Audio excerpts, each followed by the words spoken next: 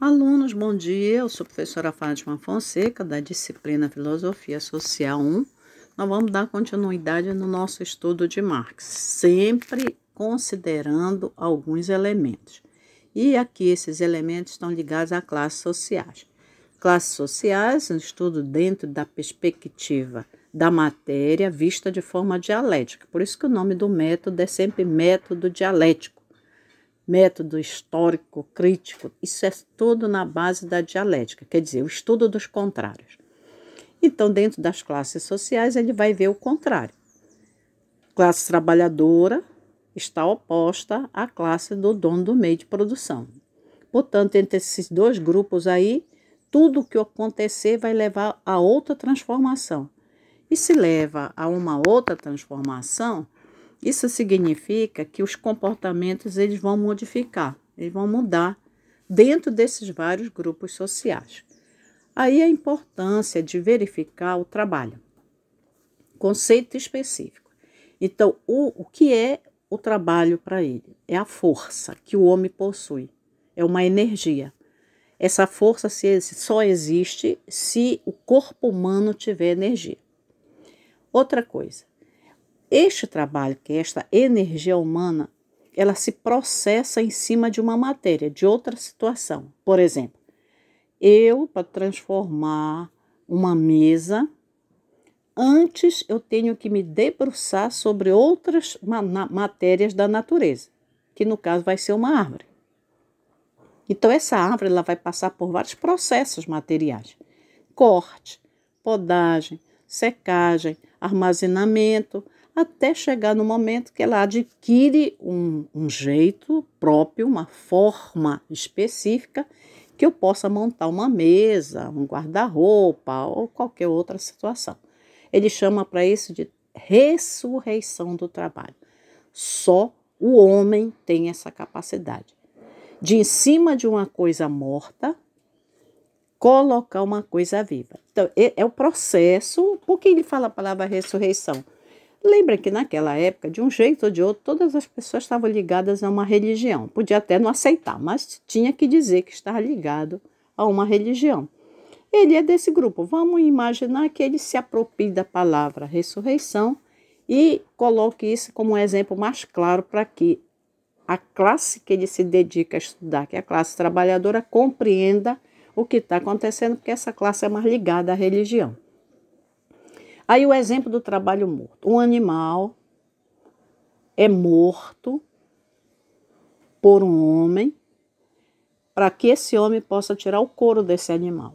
E o que ele faz com o couro? Ele queima? Não. Ele vai transformar o couro do animal em outros objetos. Pode ser um cinto, pode ser uma bolsa, pode ser um tapete, sei lá. Vai criar outras situações, outras coisas, outras matérias.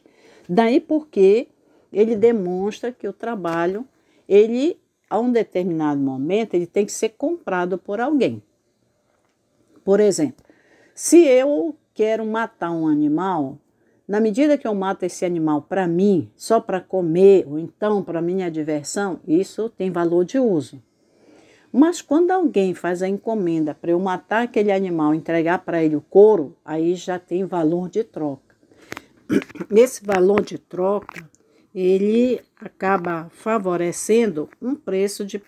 Portanto, esse trabalho que é feito, quando ele é ressuscitado, ele já possui um preço, e esse preço, ele é equivalente a um valor. Em outras palavras, quando eu pago pelo preço desse objeto que eu transformei, que foi matar um animal e tirar o couro dele, esse preço ele tem que equivaler a outras coisas que eu vou precisar.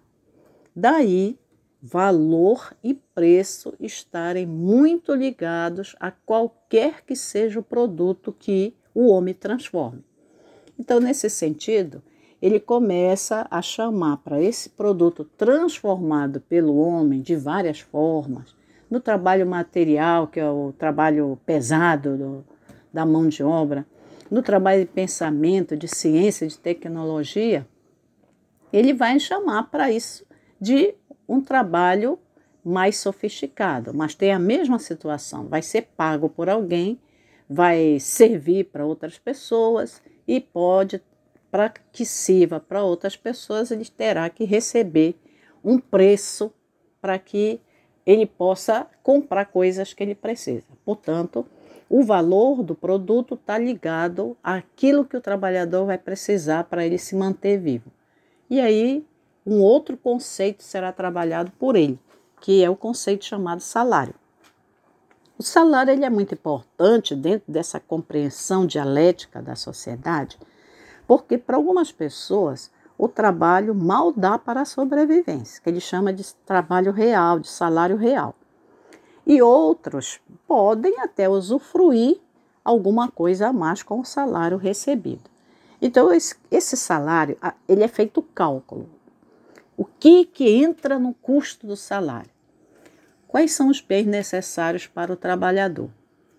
Dependendo do trabalhador, os bens necessários são diferentes. Por exemplo, se eu sou trabalhadora, mas eu moro num edifício, eu preciso de outros bens. Não posso colocar qualquer cadeira, não posso vestir qualquer roupa, eu tenho que pagar condomínio. É diferente se eu sou trabalhador e moro numa casa caindo aos pedaços. Ou se eu moro numa casa de conjunto, ou se eu moro na casa de família. A organização do salário vai me permitir utilizar uma variedade de formas com relação à habitação, com relação à roupa, com relação à linguagem, uma série de coisas. O outro elemento para cálculo do trabalho, ou na questão do salário pago pelo trabalho realizado, está a natureza do trabalho. Natureza no sentido assim, o que esse trabalho, em que ele contribui para a sociedade? Ele contribui porque a pessoa tem uma destreza muito rápida, né? Aqui entra a questão do trabalhador que opera máquinas. Ou é uma habilidade, essa pessoa ela sabe mexer no computador, essa pessoa ela tem um raciocínio rápido, o que faz? Isso é a natureza do trabalho. Dentro da natureza do trabalho tem uma natureza mais simples do trabalho e tem uma natureza mais sofisticada, mais complexa. Isso daí está ligado aqui. Está ligada ao que ele chama de tempo socialmente necessário. Veja, um trabalhador que desenvolve atividades mais simples, normalmente é aquele que pouco foi na escola, é aquele que mora num lugar difícil, é aquele que está precisando sobreviver à custa de pouco salário, de áreas insalubres, e tem uma série de situações. Portanto, a educação e a tecnologia elas vão influenciar nesse tempo socialmente necessário para a formação do trabalhador. É como se eu pudesse dizer assim, ora, um gari, pelo nível que ele tem de tempo socialmente necessário para ele se tornar um trabalhador, é pouco se eu comparar com um professor de universidade, se eu comparar com um motorista particular, se eu comparar com um caminhoneiro, tudo é motorista. Mas a forma é diferente, tem uma complexidade na natureza do trabalho.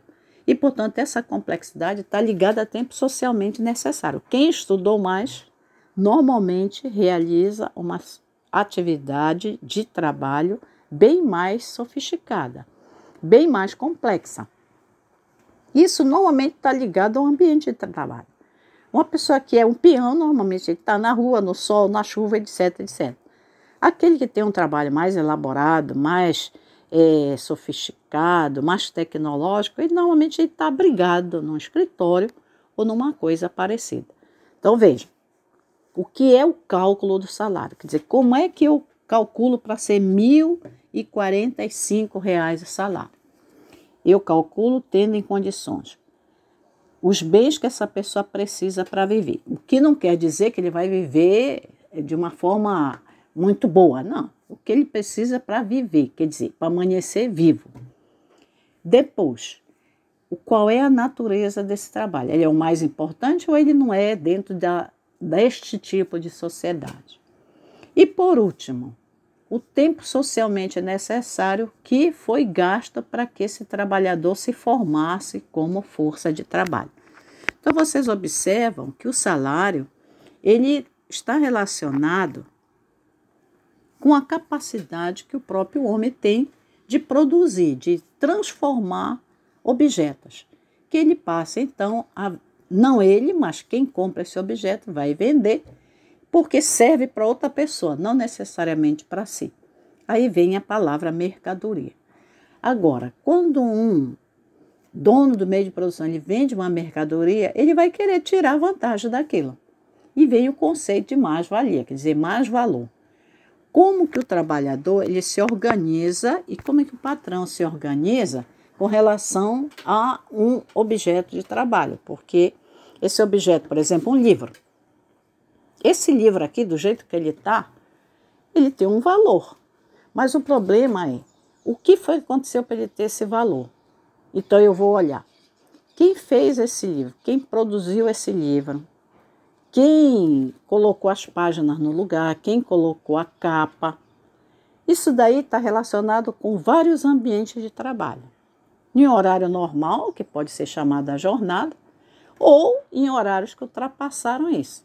Portanto, a jornada de trabalho ela tem dois elementos. Ou ela pode se esticar, aumentar a hora de trabalho, ou ela pode ser condensada dentro do momento de trabalho. E aí você vai ver as palavras mais-valia relativa e mais-valia absoluta. Isso significa que eu posso fazer uma bolsa dentro de 8 horas de trabalho, utilizando toda essa carga horária. Eu posso fazer uma bolsa utilizando 9 horas de trabalho, mas eu posso fazer uma bolsa dentro das 9 horas de trabalho e eu ter tempo suficiente para fazer outras bolsas. Aí, no caso, é essa mais-valia relativa, porque são os equipamentos, as máquinas, a tecnologia, tudo que vai me ajudar a trabalhar de forma mais rápida. Portanto, não existe dentro da sociedade capitalista, segundo o Marx, a possibilidade do trabalhador se dar bem todo o tempo em termos de salário. Não. Ele vai ter que brigar muito por isso. Por quê? Porque é dele que vem o lucro do patrão. Se não tiver o trabalhador, o livro em si não pode ser feito. Se não puder ser feito, não pode ser vendido. Se não puder ser vendido, não vai gerar lucro para o patrão. Portanto, o trabalhador ele tem que entender esse raciocínio, segundo o Marx, e dentro desse raciocínio ele tem que saber qual é o papel dele, como que ele vai garantir a própria vida e a vida da família. Por isso que ele propõe que o trabalhador mude o esquema de sociedade, quer dizer, ele só pode ter o seu trabalho valorizado se ele lutar para isso. E as formas, volta para a história da humanidade, conflito, não vai ter nada dado fácil, não. Precisar de muita luta, de briga, às vezes de morte, e é aí que entra a questão da mudança da sociedade, que tem um bocado de gente que morre de medo disso. Gente, olha, as formas de mudança se nós queremos uma coisa diferente, nós vamos ter que usar outro nome, socialismo. Se a gente quiser uma igualdade de fato entre todas as pessoas, que elas possam viver bem, que elas possam se aperfeiçoar dentro daquilo que é esperado, então vamos chamar de outro jeito, nós vamos chamar de comunismo. E essas duas palavras elas têm uma ação política. Isso significa que eu não posso enxergar a sociedade que eu viva de uma forma não crítica, porque senão eu não vou compreender o que está acontecendo. E não compreendendo, eu não posso contribuir. E se eu não contribuir, eu não posso organizar a minha classe social. Porque essa minha forma de vida, ela não acontece de qualquer jeito. Ela está ligada à religião, que me convenceu que eu devo fazer determinadas coisas ou não. Ela está ligada ao governo, através das leis, que me punha se eu fizer algumas coisas ou não. Está ligada na escola, que vai dizer o que eu vou fazer ou não. Está tudo articulado. Mas em função do entendimento das duas classes sociais e da compreensão de que os donos do meio de produção, eles querem sempre ter lucro, e lucro cada vez maior. Aí você vai ver bancos, financeiras, etc, etc. Então, esse é o Marx que nós estamos estudando e que nós queremos compreender cada vez mais para que a gente possa